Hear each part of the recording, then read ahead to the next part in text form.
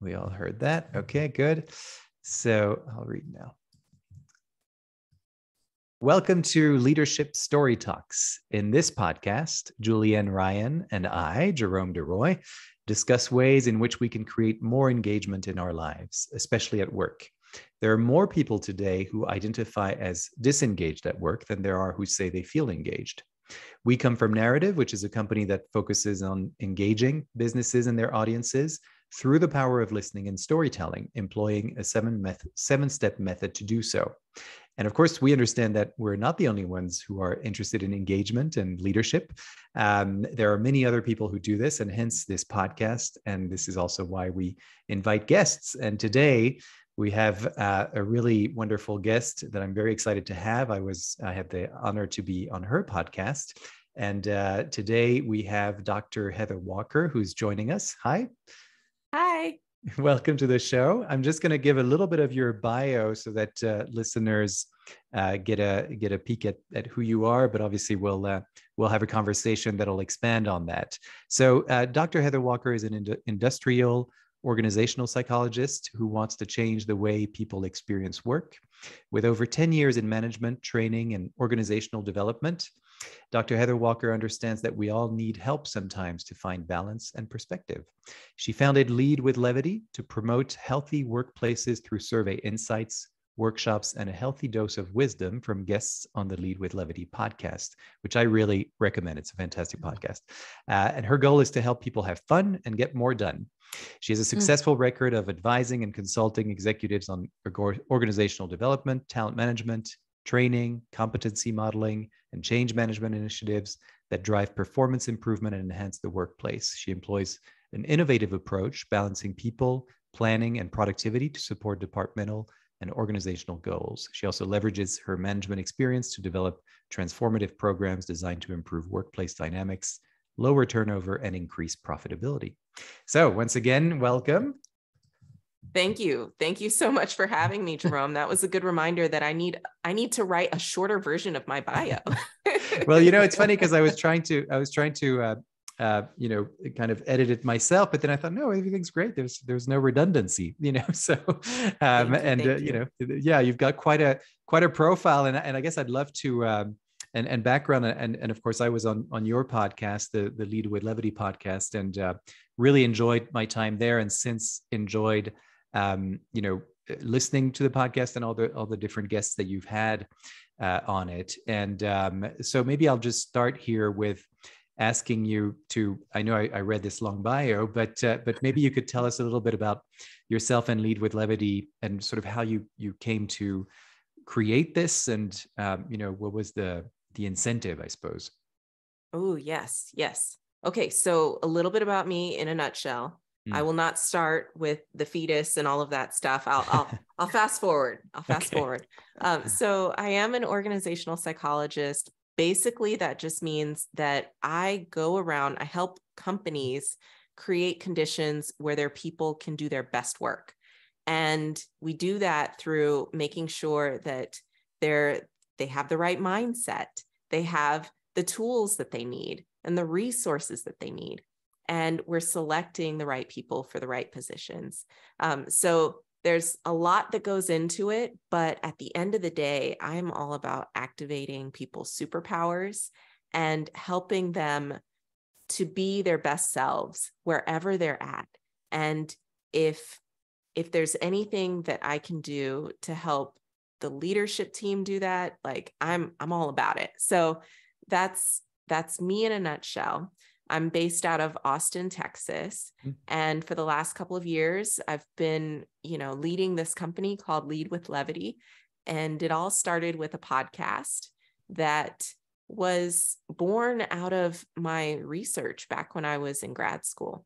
So as a student around, 2009, if you can remember what life was like back then, we didn't have a pandemic, but we had a lot of financial turmoil, a lot of economic turmoil, and people were losing their jobs en masse, not unlike today. People were losing their homes en masse, and it was kind of a scary time to be honest with you. And I was trying to figure out, what am I going to focus on? What am I going to focus my research on? And at the time I was focusing on employee engagement. So my master's research was on that. But I didn't want to stick with that because it didn't necessarily jive with me, because personally, I was the most engaged employee ever. I was doing all of the things. I was getting all of the work done. I was working after, like I was in it to win it at all times, no matter where I was working. But there was something missing, and work did not feel good. And I was burning the candle at both ends. And it felt like there has to be more to life than this. There has to be more to work than this. And my advisor at the time, I'm going to give a quick shout out to him. His name is Dr. Richard Harvey. My advisor at the time said, "Hey, why don't you check out this book? There's this book called The Levity Effect. And it was written by Adrian Gostick and Scott Christopher. And they talked about the power of levity at work, not at home, not at the beach or in the comedy club, but actually at work and in business, and how if you are able to bring humor and fun and lightness into the workplace, you can actually benefit from that. And so that's where this whole concept for me was born way back when. And I've just kind of continued to think about its importance over time. Wow, fascinating. I think this whole idea of engagement and levity kind of together makes a lot of sense, right? But I wonder, Jules, if there's anything that because I know that you have a lot of experience in organizational development and having worked quite a bit in those kinds of departments as well, and I'm curious if there's something that, given Heather's background, that kind of sparked your interest. I just wish I knew her earlier in my career, because I was using humor and wondering, okay, this was a tool and this was something that was budget friendly. It was free to engage people. But it wasn't until later then people started giving me feedback about how important it was that we took the time to have these moments together to laugh, have a conversation, and smile. So I think you're hitting on something that I wish there was more research way back when.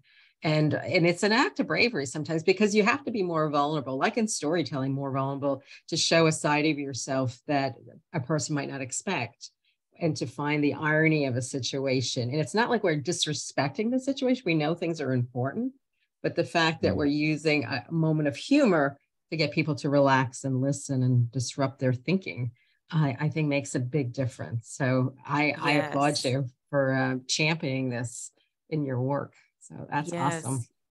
I love what you said about helping people sort of relax, right? It can be sort of a social grease, if you will, and a way to help communications and to connect with people, to ease tension. I interviewed someone on my podcast a while back. His name was RG, and he's in Australia. And I call him the OG levity guy, because he's been talking about levity since 20 plus years. And he's a lawyer, and he actually uses it in his practice to help. At the very beginning, we all know that this is going to be a tense situation, but I'm using this to level the playing field and help you feel more comfortable meeting with me. And I've seen others use it in that scenario as well. I tend to use it in educational settings to make learning more interesting and to help people pay attention and to gain the lessons a little bit easier. It also helps to make it easier to be more vulnerable when you introduce humor early on. So I've definitely seen those benefits firsthand. I'm curious about that in terms of because I think one of the things that struck me when I first met you about a year plus ago. I think it was last summer. We hadn't actually started our podcast yet. Definitely, you're one of those people that kind of inspired me to have our own podcast. And when I was starting, wow. yeah, Awesome. Because I really, I mean, I can't. I really mean this. That it was a great experience, and also such a unique concept. And since then, I've really been thinking about it. But and what I think I really, the reason I'm saying this is that what I appreciated is that levity meant, it seemed to me, and maybe you could confirm this, that you were sort of, your message was that levity could take lots of different forms, and it could sort of be, whatever you might make of it, or how you define it depends on context, etc. So I guess one is, I'd love to be able to confirm that perception that I had, that there wasn't kind of a hard and fast definition of what levity should be. And then the second thing is, in terms of what you were just talking about, where you use it in educational settings, I'm curious from that experience and any other experience that you might have seen it in, what are some of those behavioral changes that you're kind of witnessing or experiencing when you see, oh, this is levity at work. Without it, we wouldn't have gotten to that kind of outcome. Okay, let me unpack. I know, I just put in a lot. It's a long question. I know. All right, so definition. I've been working on a definition that is more accessible than what we would typically put into an academic journal and research and study and all of that stuff. So what I've landed on that seems to resonate with others, and this is the simplistic version of the academic definition, is levity is a moment that's amusing, uplifting, and light. So there are different aspects, faces of it, if you will. When we go back to the Latin levitas, it's all about rising above the pressure that would pull you down otherwise. So there's buoyance in it, in that moment. There's edification. You feel uplifted. You feel better. You are better because of it. And there's an amusing aspect of it.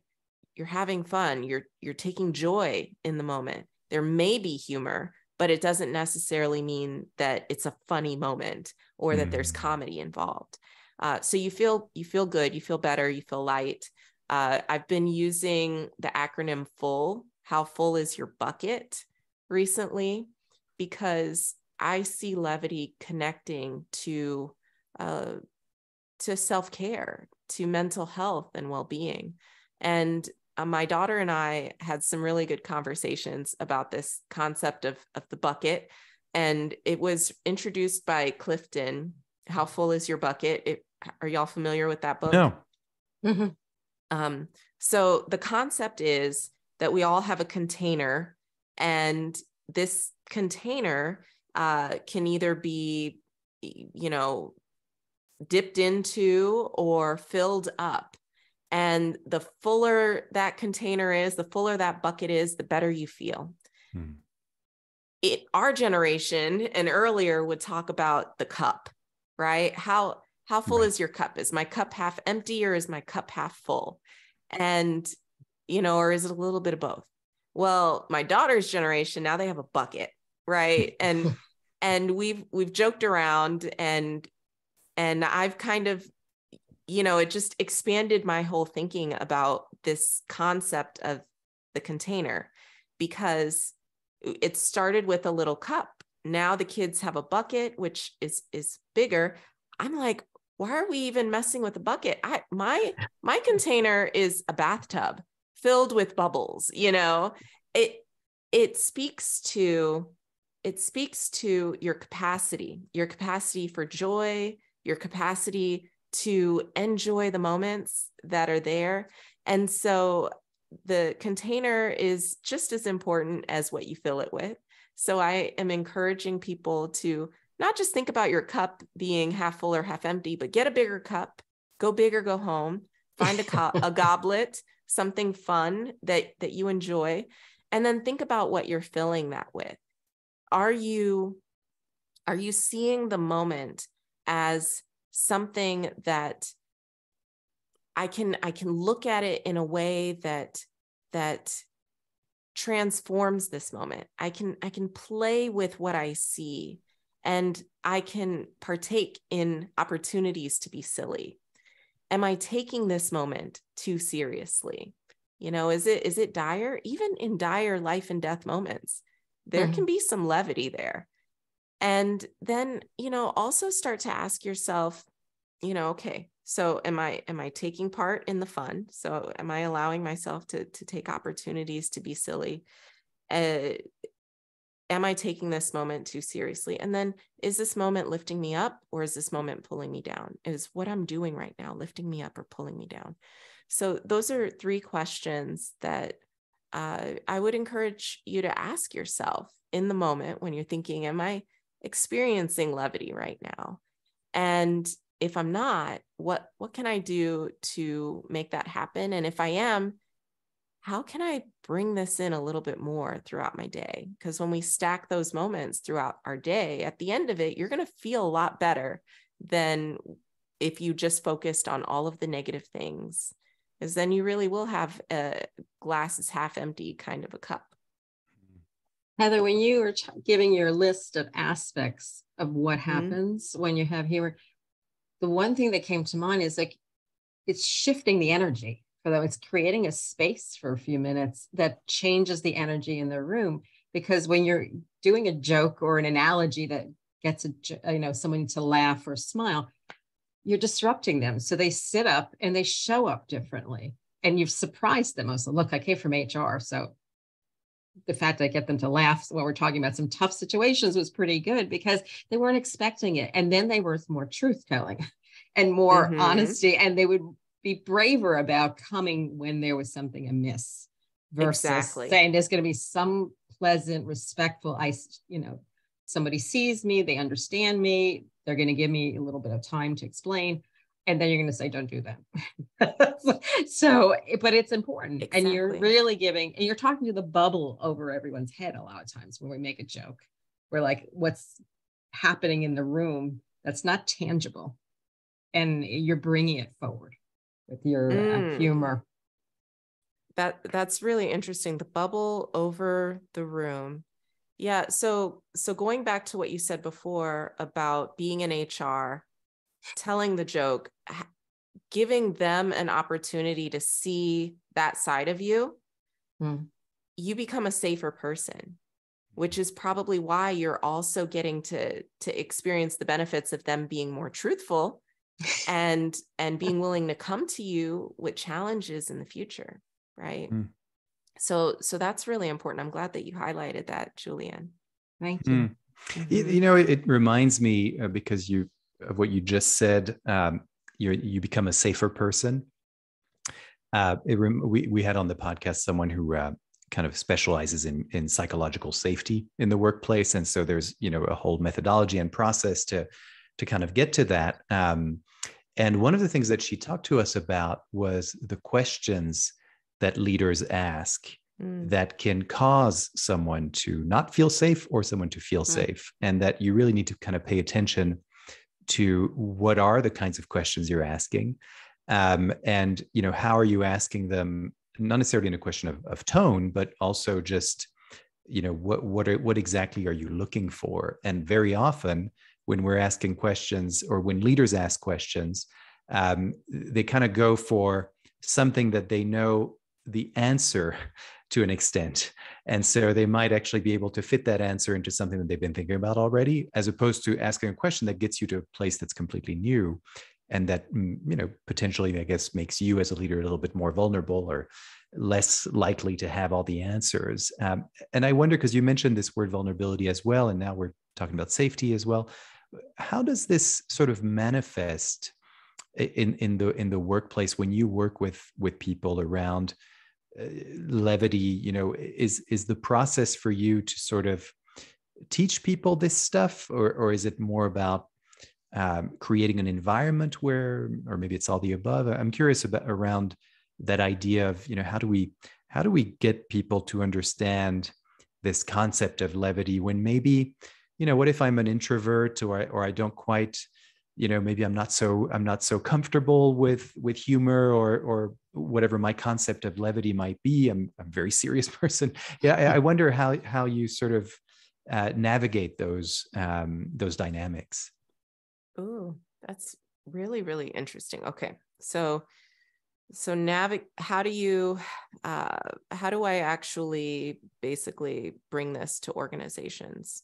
Yeah. Am I teaching people, or am I doing something different? What I Right. can tell you is my focus is less on teaching people how to be funny and more on creating an environment where they feel safe to engage in playful ways.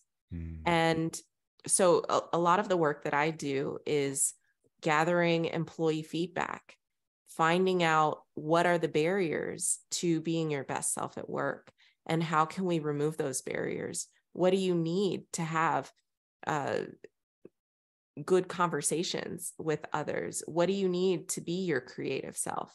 And so there's gathering up that feedback, and there's also building programs to help people. So I use levity a lot in education, as I mentioned before.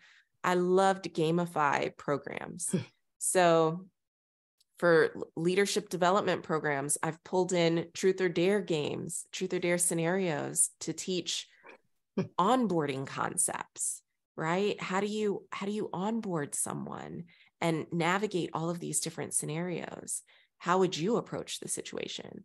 I've brought in beach balls into the classroom to, instead of just asking people to answer questions, we're tossing around beach balls. And when you catch it, you answer the question. So there's a little bit of whimsical elements that I like to pull into the classroom when I'm doing corporate training and things like that. And so for me, it's about infusing the experience with elements of levity, instead of coming in and maybe teaching an improv class or something like that. Although I am considering that, to be honest with you, I am considering ways to help people expand their appreciation and their ability to lighten up, because I see myself as a recovering serious person, recovering workaholic, all of the things. So for me, I am the first person that I start with when I'm thinking about any interventions. Like, would this work? Because I'm skeptical right here. I'm skeptical person number one. So I want to make sure that whatever I'm putting out in front of a company, it has to first pass my test. And what I'm often surprised by is my clients will take whatever I give them and they will take it that next step further. Like, no, we're not just going to do this. We're going to add in a dance competition. Or no, we're not going to do this. We're going to add superheroes to the mix. Like, let's turn our values into the personification of these values. So it's really, really cool to see that. And that's what levity is all about. It's about allowing those organic, creative moments to take place. And that can happen whether you're an introvert or an extrovert, which is really, really cool. Heather, I encourage you to use improv because I tried it, and I'm like you. I feel like we should have been hanging out sooner than this. Probably, right? I went to see 3 actors doing improv for a lecture to other actors and actresses and showing, and I thought they did the most amazing way of showing organizational change just in their interaction. So I started to use improv as a warm-up in some of my workshops, and it does work. You don't have to be an expert and like going off for hours, just 15 minutes. And it was a lot of fun because there's so many different ways to hear and listen and pass information and model the mistakes that get made. So it's blast. And you're right, it's very amorphous because it takes on a whole life of its own. And we're just spectators ourselves when we're doing this stuff. So yeah, you're going to have fun when you try that out for sure. That's right. I actually worked with a group this morning right before this, and I tested out some levity appreciation techniques. And I might even have the PowerPoint open on my computer. If you'd like, I can share a slide. Sure. We Yeah, can test out one of these little activities. Love to. Okay.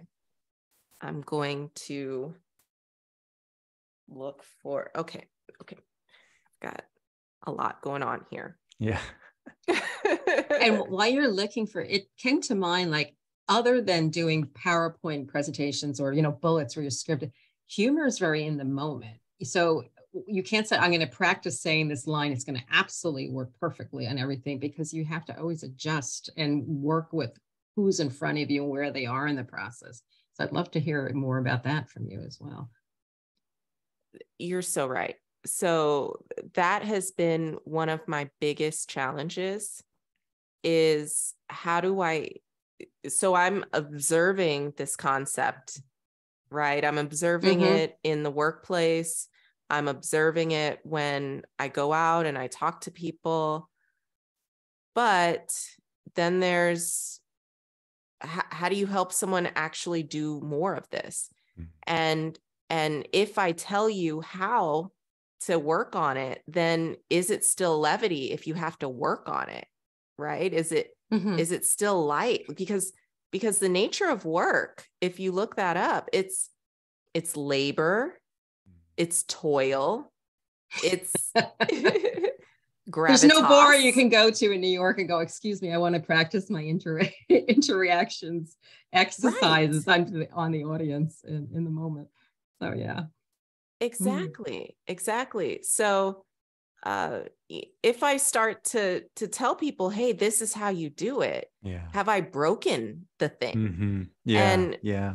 So I'm playing around with that as of this week. I'm playing around with this idea, and I'm opening up the PowerPoint right now, just so you know. Great.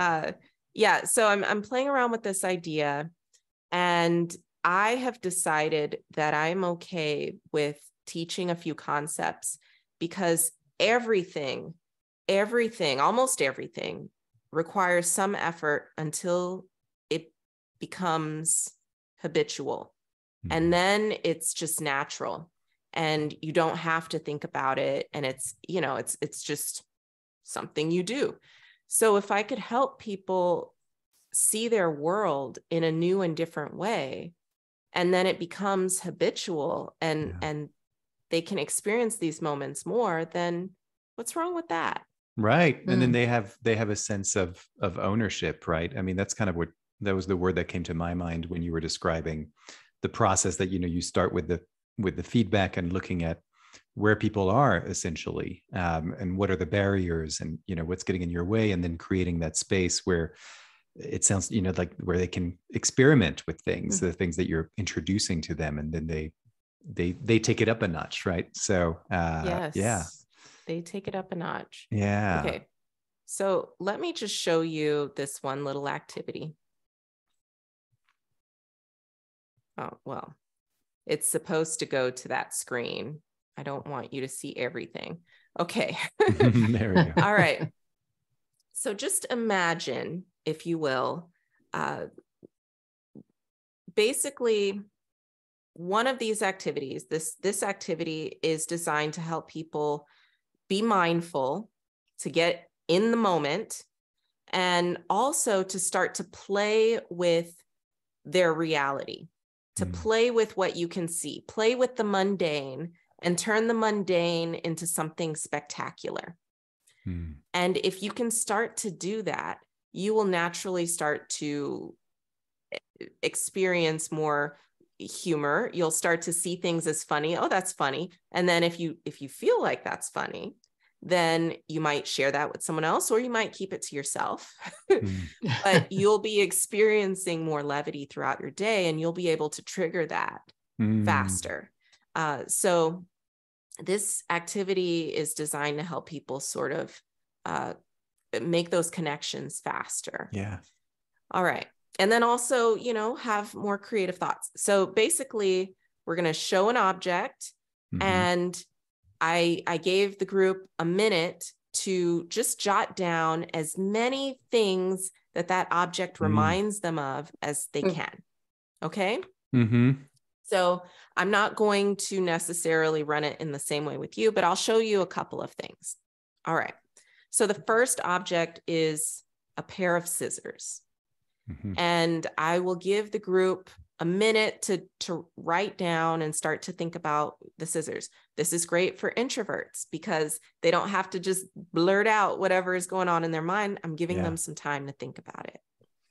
I also gave them an example up front of what I meant. I said, hey, for those of you who are listening on the podcast, hey, an example is there's a chair and you see a chair.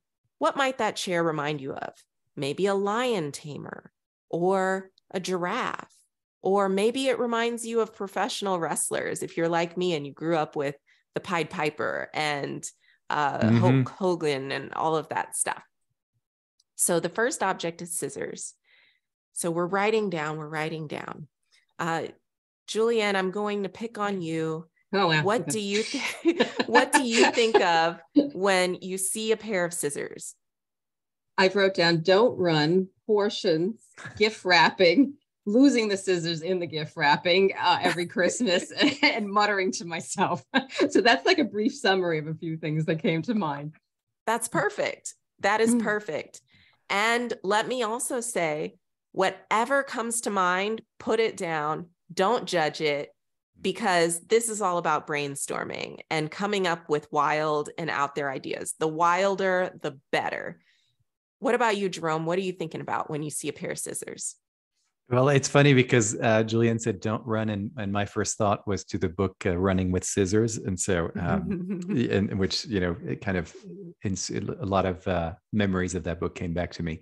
But then the major kind of image that came to my mind, and the one that really stuck, and that I'd love to sort of see where that goes, even after we finish recording this, is the idea, of the puppet kind of cutting its own strings, and becomes its. So I just had a very clear image of that, of a puppet cutting its own strings with a scissor, and what would happen, after that. So that's kind of where my mind went. I love it. That is awesome. So and when I saw the scissors, I saw someone hula hooping. Some elaborate hula hooping. I saw someone throwing a javelin. I saw an old way to poke your eyes out, you see all kinds of things, and it's fun to share that. But did anyone see two lovers in an embrace? Oh, that's great. Wow. Isn't that interesting? Yeah. Yeah. And then I show a door hinge. Huh.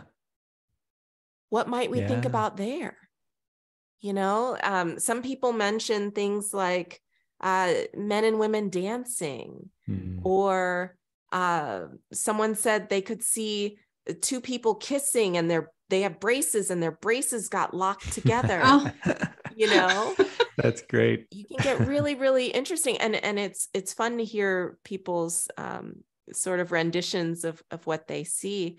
And I go, okay, well, did you see a creepy person opening their trench coat? Did you see that? No, of course you didn't. And that's all good. It's good that you didn't. But what if you did? How funny would that be? Yeah.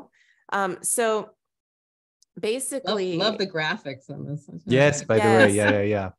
For those who are listening and can't see this, we it'd be great if we could share just those slides that you're showing here into our notes in the podcast, so that maybe people can just click on that and see it if they don't have access to the video one. But yes, I found this wonderful artist,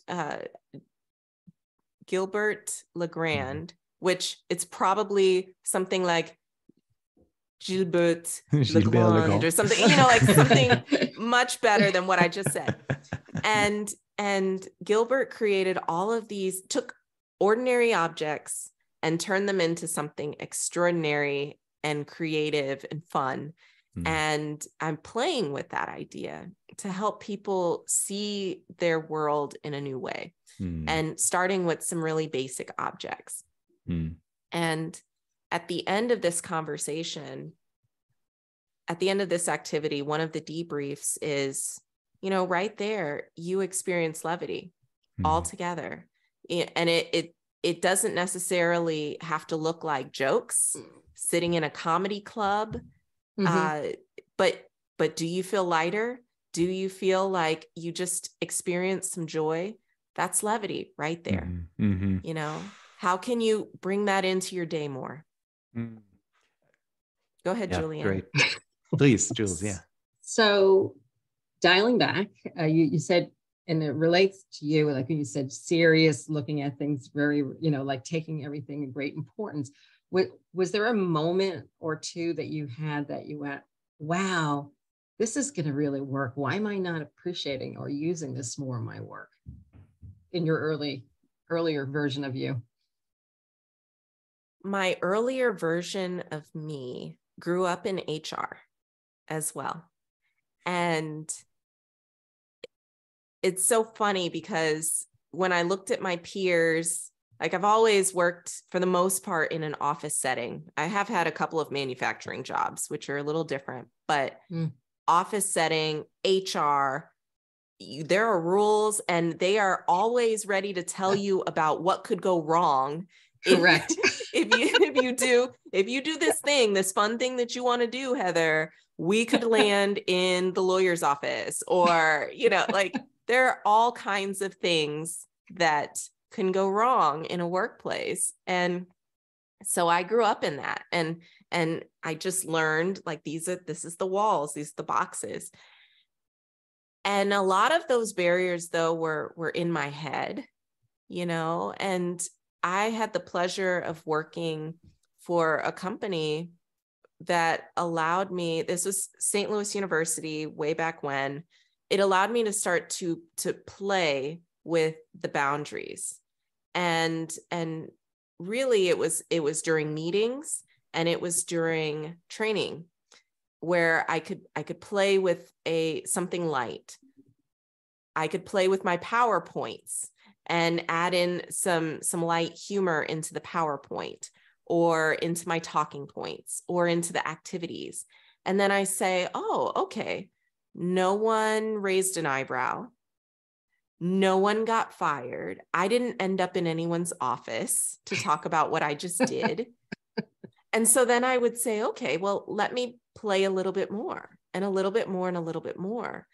And now I'm at a place where I boldly will go and say, hey, company, I want to do truth or dare with your leaders. And they'll say, yes, that sounds cool. I've never done that before. Let's do it. That required years of me testing little things here and there and saying, okay, no one got hurt. Nothing bad happened. In fact, we actually had fun. They learned. Our scores are higher because of this. And, why aren't I doing more of this? How can I do more of this? So it's been a little bit of practice for me to figure out, okay, where are the boundaries?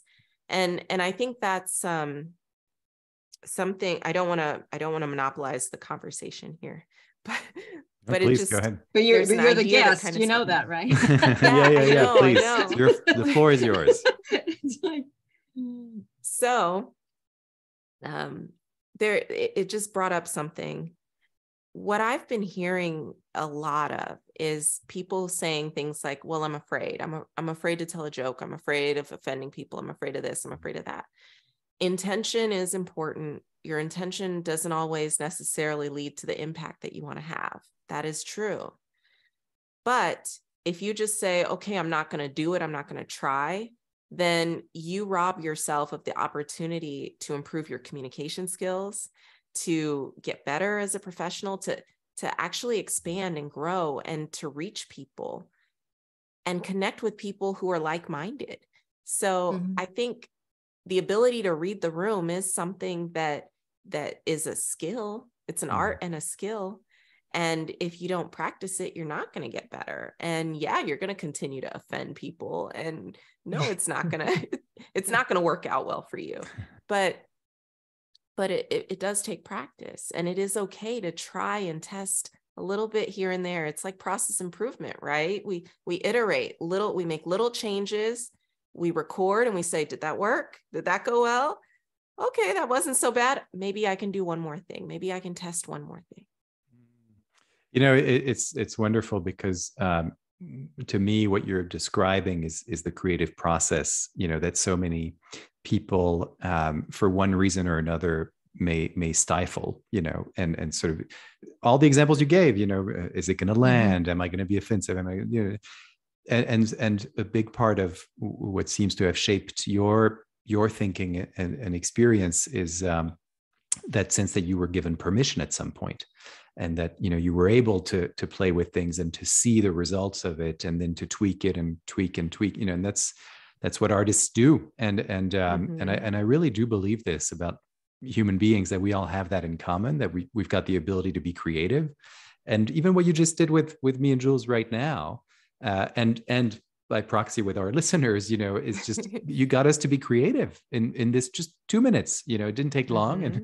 And suddenly, I mean, I do feel lighter. I'm not thinking so much about, the doom and gloom of the headlines and all that stuff, thanks to that little activity. And so I think, for me, that's what resonated here. And what resonates about your work is that you're giving something to people where they have access. Maybe they'll be able to access their own creativity in a quicker way, perhaps, or in a way that makes them feel safe and, yes, authorized to do so. I think just bringing someone like you into an organization probably communicates to those employees, hey, we're doing this, and that already tells you that you can have maybe a greater sense of permission or ownership over what you might say or what you've been thinking of saying. And so I think it's very, very valuable, and really thank you for sharing that exercise with us. It kind of made my day. And when you were talking, Jerome, I was thinking that, Heather, your work, when we use humor and when you're sharing what you just did, you're building a relationship with the person in the room, because there isn't a joke. Just like we talk about, there isn't any, we have to be present to listen with other people. There isn't a joke or humor without the other person being there to be part of it in that moment. So it's very in the moment. And it's your private little world, because if you try to explain to somebody, you might get someone to chuckle about what happened in the room that day, but it's never going to be as unique and as special as what you shared in that room together. And that's the one thing you can all carry when you go out the door. Yes. And you can't hear this, but I'm nodding. I'm nodding my head. It's about to fall off my neck. Yes. That's great. Well, we're at the hour mark. We have to land this plane. I feel like we could go on forever, but this has been really a fantastic conversation. I wonder, Heather, if there's anything that you want to leave with our audience in terms of resources or how to learn more about you. You can go to leadwithlevity.com to learn more about me, to listen to the podcast, to even take a quick little assessment to see if your organization has the 17 signs of levity. So that's where you can go. It's super simple, people. Leadwithlevity.com. Wonderful. Great. Wonderful. Well, as always, I want to thank our listeners and let everyone know to also visit our website, narrative.com, where you can find more of these episodes. You can also, if you haven't already done so, subscribe to the podcast wherever you find your podcast. That way you'll get those episodes as soon as they drop. And for more information on how you can find, craft, and present the stories that'll engage your audiences like nothing else has before, you can also go to our website, narrative.com. There's a contact form there. You can get in touch with me and Jules about absolutely anything and find out more about our wonderful guests like Dr. Heather Walker today. And we're obviously always ready to listen to our own listeners. So thanks again, Dr. Heather Walker. It was such a great privilege to have you on and so much fun. Really great creative time. Yes. This made my morning. Thank you so much. Great. And thanks, Julienne, as always, for being a lot of fun. Yeah.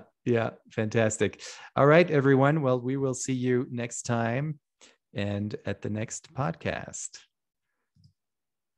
Let me just stop recording here.